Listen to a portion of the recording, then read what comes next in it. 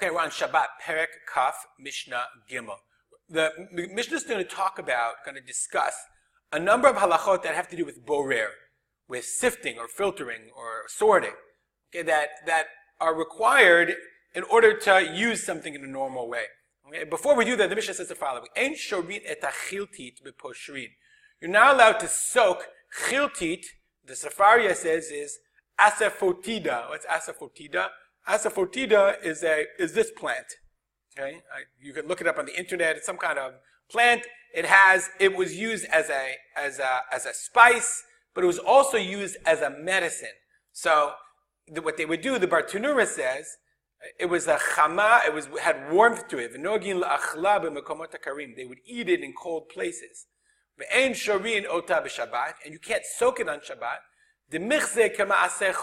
Because in some way the Bartanura felt that the preparation of this chiltit was to soak it. Okay, and therefore it looks like it's a masachol, like you're preparing it in order to make a medicine, because this chiltit, this asafoetida, if that's how you pronounce it, was used for cooking, but it was also used in medicinal purposes. You should just know, it says, it had a lot of different uses in folk medicine, okay, and researchers have found antiviral drug compounds that have potency against the H1N1 virus and all kinds of other remedies to this asafoetida. So tell your local naturopath about this plant. I'm sure they already know about it. That's chiltit. So you can't soak it, the poshrin, in warm water. Aval notenu l'toch chometz, but you can dip it in your chometz, in your vinegar. Why? Because you want to dip it in the vinegar before you eat it. They would also eat it. So that was one of the ways of preparation as a food on Shabbat, so that you can do. And now we're going to come to soaking. Ve'en shorin et karshinim velo shafinota. Karshinim are it's called, we call it vetch. Vetch is a kind of legume. It's a kind of bean. This is the way the bean plant came. Okay, if you search for the vetch plant, and here's the plant itself. So you would have this pod. Okay, let's make it a little bigger. Right, you have this pod, some bean pod, wherever the bean pod is. I don't think you see the pod here, but you have the pod, and then in the pod, okay, if you search for it, you'll find.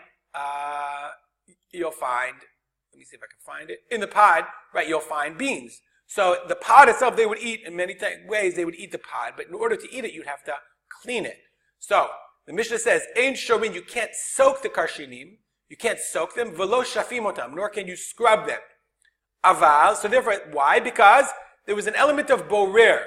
Okay, matzif alei amayim. You're going to put on the water b'kli livor psolatam, in order to sort out the psolet, the dirt that was mixed in with them. Shapsolet saf lamala, because the psolet, the dirt, the garbage, floats up. Velo shafinotam, nor can you scrub them b'yad lashib psotam, get off the psolet. Tahavalei borer, that is borer. But what can you do? Aval noten letocha kvara, you can put them in the kvara as a sifter, or letocha kalkala, or a basket. If you look for a basket, they would have these wicker baskets, exactly like this. There's an old ancient Indian basket. They would have an ancient basket, and you can put them in and then carry them around or do what have you, and whatever comes off, meaning you're not doing it on purpose, you're doing it toch kedei. You're storing them in the kvara, but you can't filter them, sift them in the kvara. It's very interesting. This halacha has very much relevance. I don't know if you have heard of this halacha. There's a question about this. Can I shtifat yerek alim b'Shabbat? We know that we do something similar. Let's go back to this. We have these karshinim, these vetches, and that they have on them, they have dirt. And the person wants to clean off the dirt. So what you do is, you soak them in water and then you scrub them. The Mishnah says you're not allowed to do that. That's a form of borer. So the question comes up, what if I have lettuce or vegetables? If we buy celery very often, the ends of the celery, you have to soak it in water to get off the dirt, and then you have to scrub them. Can you do this on Shabbat? Okay, so this is a she'elah from the Kosherot website that was answered by Rav Eliakim Lebanon, very, very well-known Rav here in Israel. I'm not going to give you the halacha. That's not the purpose. You can ask your rabbi. But he goes through exactly our Mishnah. The Mishnah on Shabbat, Ein shorin et karshinim v'lo shafimotam. He says, so he goes through the question, what are you allowed to do if I have lettuce or celery that has dirt on it and bugs on it, and I have to soak them in order to get off the bugs? You can ask Rabbi Lebanon, you can read the rest of the halacha. Here's the website if you want to know, but just understand, there's a very relevant halacha that comes from our Mishnah in this case. Okay, now we're going to talk about, so we talked about putting the beans in the kvara, in the basket, or in the kalkala. or in the sifter, or in the regular basket. Similarly, what about tevin? What about straw? I want to feed my animals. So as you know, what is straw? Straw is the stalks from the wheat. What is hay? Hay is the stalks from the wheat. So when you have the wheat, okay, what you have is this entire stalk. What they would do back then is they would cut the entire thing down, and then they would thresh it. They would do disha. Let me move me. Then they would do disha, and what you're left with is the bottom part, and you're left with the grains, and you would filter those out. The grains you would keep, you would make wheat from it. But this is called the motes. This is called the motes, is the sticks that stick out, the little, I don't know what they're called in English, but the sticks that stick out and from the wheat. That's not edible to the animal. That's dangerous to the animal. Today, I was like looking on YouTube. Today, it's not a problem because what they do when they harvest, they first cut off the tops with a machine, and then all they're left with is the grass, and then they bale the hay in that way. But back then, in the ancient times, they worked much, much harder. In ancient times, they would have to first do the disha, and then they're left with the hay, the grain, and the motes all together. And then they would have to sift through what's left in order to give the hay to the animals. So how do I do that? So the Mishnah says the following, En kovrina tevin b'kvara. I can't sift the straw with a sifter. Okay, because, so the Bartunava says, Shayu osin min hakash, they would make straw from the kash, from the hay from the tev, from the kash straw.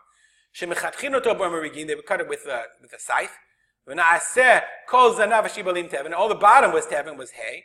Motes, what's motes? Hu ha-mizkan ha-shibolet elyon. That's just what we saw, the zkan. It's the beard of the shibolet elyon, of the upper stalk. Okay? And it's not edible to an animal. Normally what they would do is they would sift it in a kfara, in a sifter. So I can't sift it because that's borer on Shabbat. So in kovrino ta'a, v'lo yidenu agabe makom gavur. Okay, so I'm not going to sift it. What I'll do is I'll put the whole thing on the roof, spread it out, and then that zakan, those stalks are heavy, are lighter. So they'll blow away. So I can't do that b'shvil she'ered hamotz. I'm not allowed to do that either.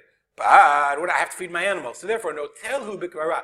I can take the whole straw thing, and then I can carry it in my kvara, in my sifter, and that's what I put in the trough.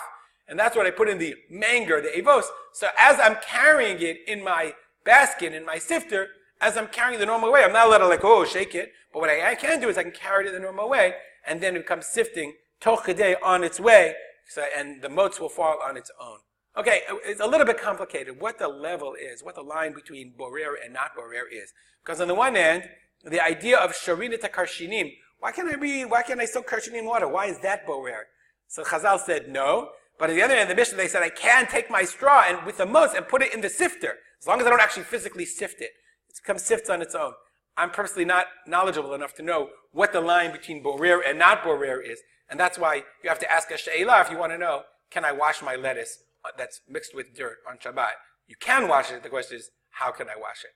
We went too long. We'll stop here. If you have any comments or questions, as always, contact me at ourspotter@gmail.com. We'll dedicate our learning to the memory of my father, Rav Simcha ben Yitzchak Kalman. Have a great day.